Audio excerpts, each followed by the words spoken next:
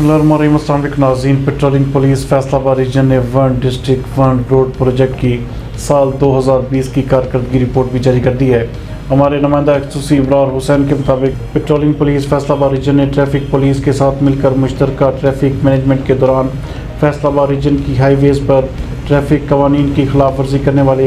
11,025 افراد کے چالان کرتے ہوئے 70,65,550 روپے جرمانہ کیا، جن میں ڈسٹرکٹ فیصل آباد نے 5,818 چالان کر کے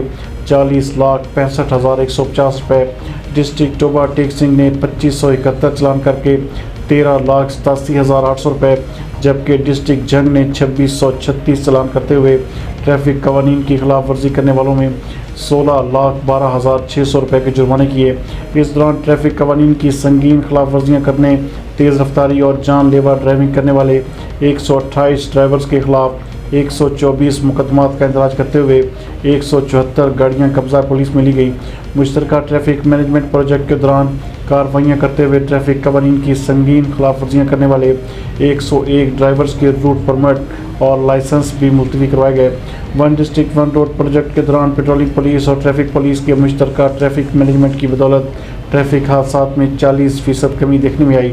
اس دوران فیصل آباد جنگ اور ٹوبہ کی منتخب شدہ ہائی ویز پر 5 حادثات پیش آئے، جن میں 8 افراد زخمی اور 6 افراد کی موت واقع ہوئی۔